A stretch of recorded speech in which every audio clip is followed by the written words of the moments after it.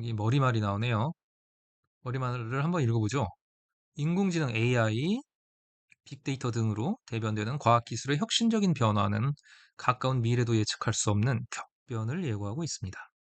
이러한 시대를 대비하기 위해서는 지식 기반의 기계적 사고방식에서 벗어나서 창의적이고 융합적인 새로운 패러다임으로의 전환이 시급하며, 이를 통해 이전보다 더 높은 수준의 협력적이고 가치지향적인 소양을 쌓아야 합니다. 이를 위해 본 통합과학원 교과서는 다음과 같이 구성하였습니다. 첫째, 과학의 본질을 유기적으로 통합적인 관점에서 볼 수 있도록 내용을 구성하고, 이를 통해 창의력과 융합적인 탐구 역량을 기를 수 있도록 하였습니다.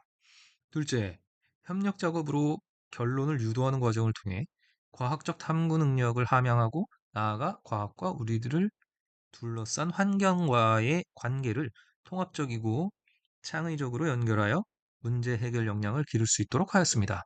셋째, 인공지능, 빅데이터와 같은 디지털 도구를 탐구에 활용하여 디지털 기초 소양을 기를 수 있도록 하였습니다. 이 교과서를 통해 과학을 탐구하는 기초를 익히고, 자연은 무엇으로 이루어져 있고 어떤 규칙성을 가지는지, 자연을 구성하는 시스템에는 어떤 것들이 있고 이들이 어떤 방법과 과정을 통해 서로 상호작용하는지에 대해 여러분의 창의력과 융합적인 사고 및 동료들과의 협업을 적용하면서 천천히 답을 찾아 나가기를 기대해 봅니다. 지은이 모두가. 좋은 말입니다. 머릿말. 잘 써 있네요. 그래서 통합과학을 왜 배워야 되고 어떻게 앞으로 어떤 내용이 나올지에 대해서 요약 설명이 되어 있습니다. 자, 그래서 첫 번째 등장하는 게 과학의 기초입니다.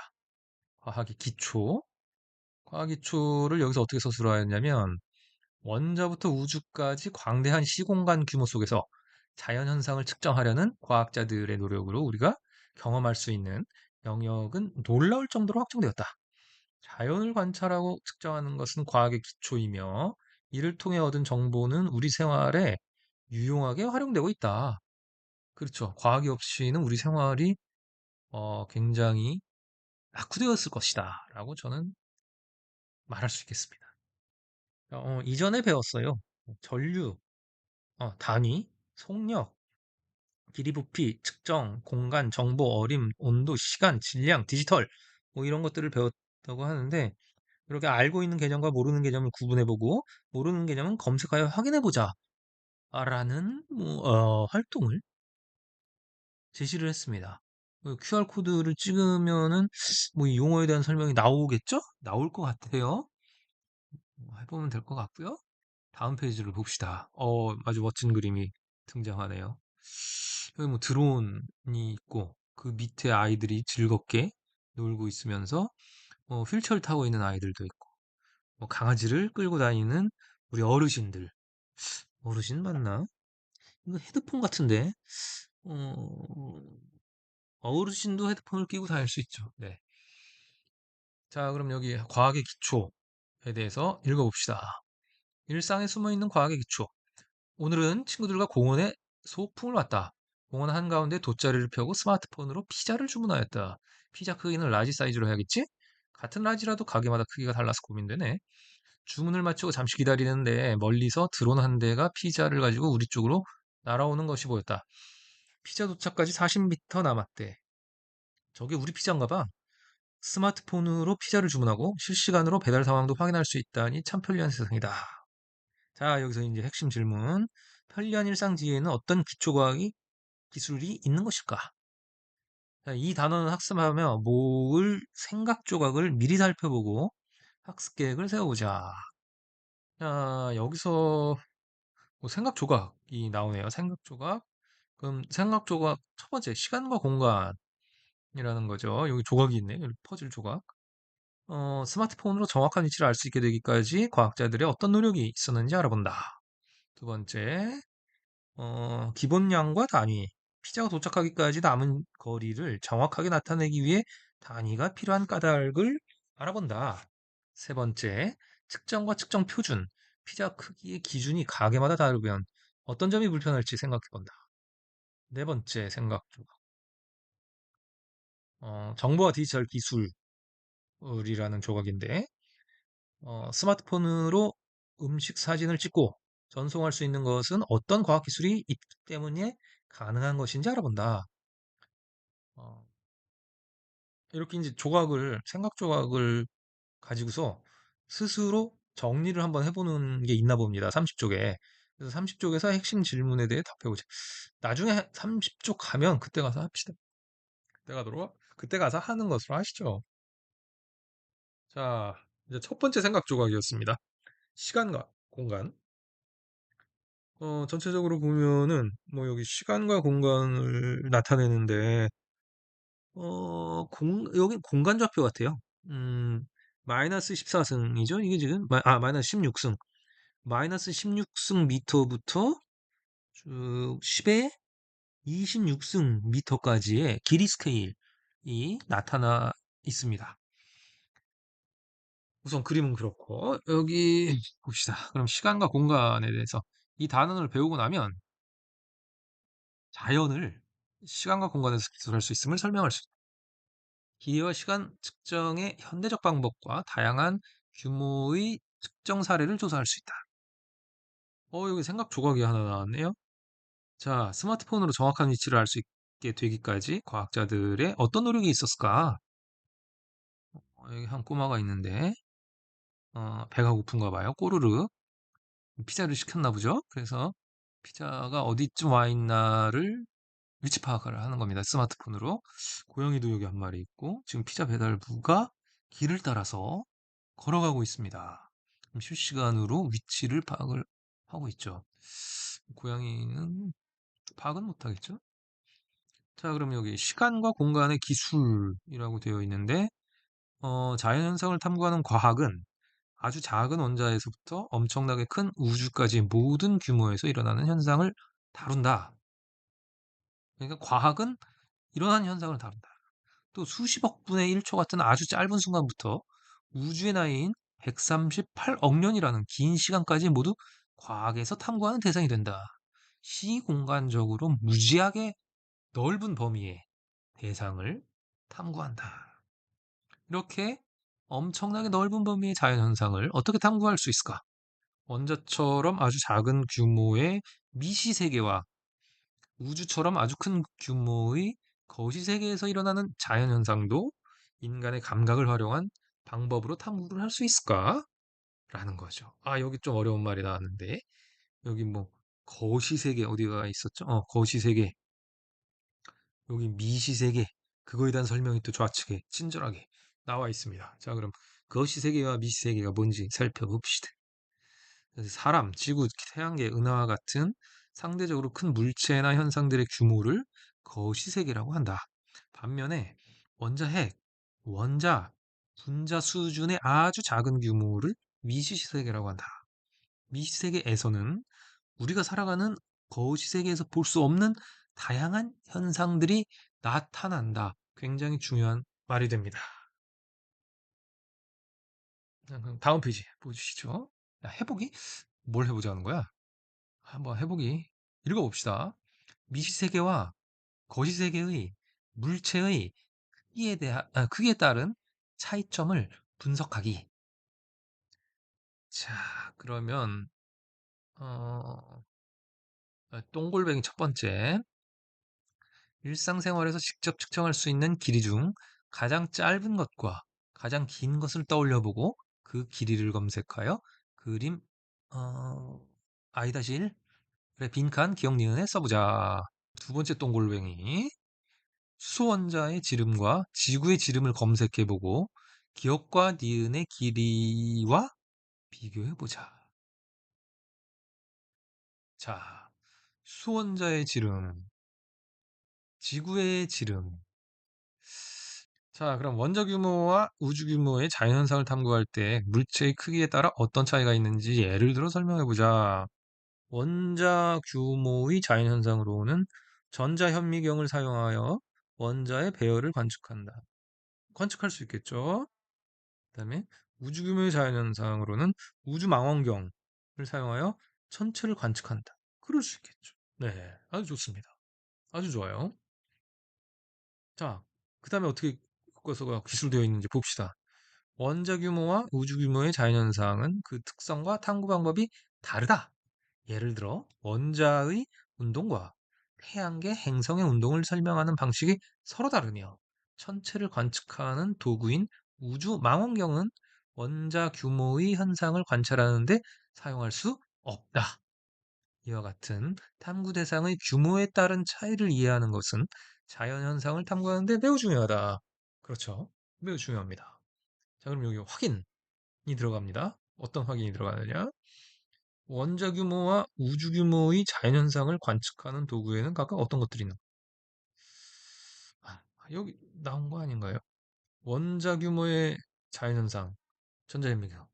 우주 규모의 자연현상, 우주망원경이 되지 않을까요? 자, 그리고 Q가 있네요. Q. 태양에서 해왕성까지 비행기를 타고 간다면 몇 년이 걸릴지 이야기를 해보자. 요거 길이 스케일을 한번 보고서 한번 살펴봅시다. 길이 스케일이 10의 16승부터 미터부터 10의 26승 미터까지 쫙 어, 나와 있는데 그림을 보면 미세계부터 거시세계까지 여러 가지 물체의 크기, 요 크기를 보통 스케일이라고도 우리 표현을 하죠. 그래서 스케일, 어떤 스케일, 그래서 요즘 뭐 나노 스케일이다, 마이크로 스케일이다, 뭐 그런 말들을 많이 쓰곤 합니다. 자, 그러면은 여기 첫 번째 나온 게 원자핵의 지름입니다. 원자핵의 지름은 약 10의 마이너스 15승미터로 알려져 있고, 여기 원자핵이 여기 있으면 여기 또 그 원자핵 주위로 전자가 뱅글뱅글뱅글 돌고 있을 텐데, 자, 수소 원자의 지름은 10의 마이너스 10승미터 정도가 됩니다. 그리고 인간의 적혈구의 지름은 8 곱하기 10의 마이너스 6승미터 정도가 되고요. 음, 머리카락의 굵기는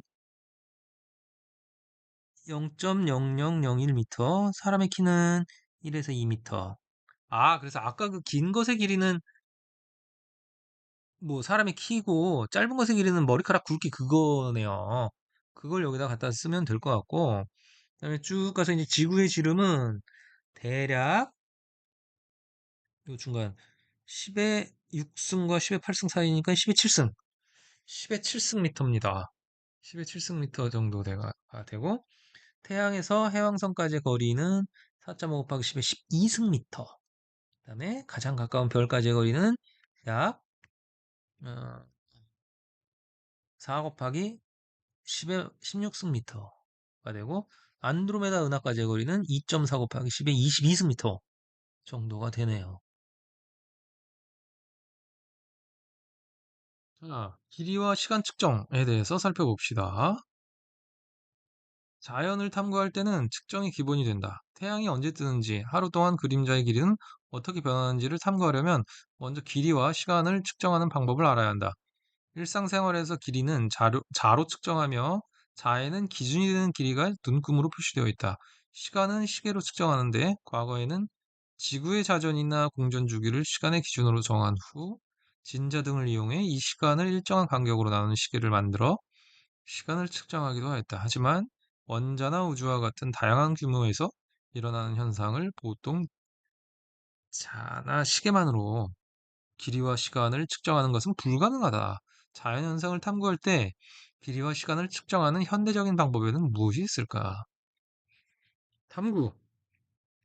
길이와 시간을 측정하는 현대적인 방법과 다양한 규모의 측정 사례를 조사하기. 자료. 다음은 다양한 규모의 길이와 시간을 측정하는 사례이다. 최근 생산되는 반도체에 그려지는 회로의 선폭은 머리카락 굵기의 수만 분의 1 정도라고 한다.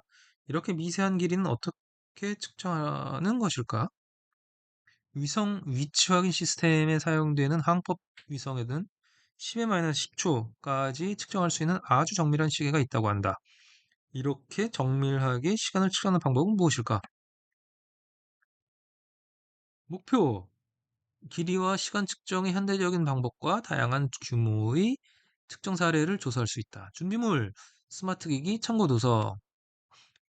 자, 어느 전문대에서 지구와 달 사이 거리를 측정을 하여 1년에 3.8cm씩 지구와 달이 멀어진다고 발표하였다.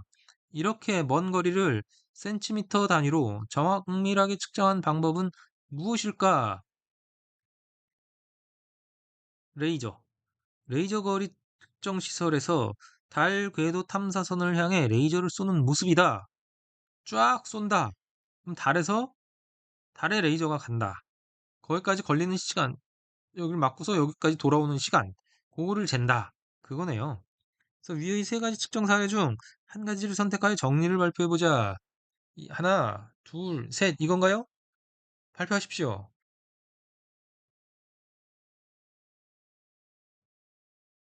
자, 오늘날 길이를 측정하는 방법 중 가장 정밀한 것은 빛을 이용한 방법이다.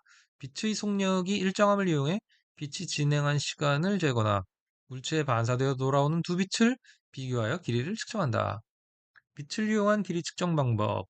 빛이 반사되어 돌아온 시간을 측정한다. 빛을 여기서 쏜 다음에 반사돼서 돌아오는 거리는 두 배의 거리가 되겠죠? 거기에 반사돼서 돌아오는 것 때까지 걸린 시간을 재면 된다. 빛을 이용해서 길이를 측정할 수 있다. 빛의 속도는 일정하니까. 그리고 레이저를 이용해서 반사된 두 빛을 비교를 한다. 그래서 그 두 두께를 구할 수가 있다.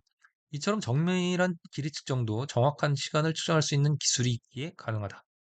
오늘날 가장 정확한 시계는 원자시계로 원자에서 나오는 빛의 진동수를 이용해 시간을 측정을 한다. 이러한 기술은 모두 현대의 기초과학 기술의 발전으로 가능해졌다. 측정 기술의 발달은 우리 생활을 크게 바꿔 놓았다. 위성 위치 확인 시스템을 이용하여 모르는 길도 쉽게 찾아갈 수 있는 것은 항법 위성에 원자시계가 실려 있어 가능한 일이다. 일상생활 외에도 반도체 공정, 의료 진단, 우주 탐사 등 다양한 분야에 정밀 측정 기술이 사용된다. 이렇게 시간과 공간을 측정하려는 과학자들의 노력은 인간의 경험 범위를 확장하고 자연에 대한 사고의 지평을 넓히는 데에도 크게 기여하고 있다. 자, 여기 원자시계란 것이 나와서 부연 설명이 되어 있는데 원자의 고유진동수가 일정한 성질을 이용하여 만든 시계이다. 중력이나 온도 등의 외부 영향을 받지 않으며 매우 정확하고 정밀하게 시간을 측정할 수 있다. 위성 위치 확인 시스템 GPS, 스마트폰 내비게이션 등에 있는 GPS 수신기는 여러 개의 황법 위성에서 오는 신호의 시간 차이를 계산하여 수신기의 위치를 파악한다. 이 시간차를 정밀하게 알수록 수신기의 위치도 더욱 정밀하게 계산할 수 있다. 그림 1-3 위성위치 확인 시스템을 이용한 스마트폰의 지도 앱. 그림 1-4 제임스 웹 우주망원경. 우주에서 오는 빛을 분석해 천체들의 특징을 이해하고 관측 가능한 우주의 크기를 넓히는 데 기여하고 있다. 소단원 확인하기. 레이저를 이용해 길이를 측정할 때 이용하는 빛의 성질은 무엇인가? 2. 과학의 가치 알기. 시간을 정밀하게 측정하는 기술의 발달로 우리 생활이 바뀐 사례를 한 가지 설명해 보자. 생각 조각. 이 단어에서 찾은 생각 조각들을 30쪽에 써보자. 평가하기. 시시기해 자연을 시간과 공간에서 기술할 수 있음을 설명할 수 있는가? 과정 기능. 길이와 시간 측정의 현대적 방법과 다양한 규모의 측정 사례를 조사할 수 있는가? 가치 태도. 길이와 시간 측정 기술의 발달이 일상생활의 유용함을 인식하였는가? 아주 잘 돼 있네요, 교과서가. 너무 자세하게 설명이 되어 있습니다.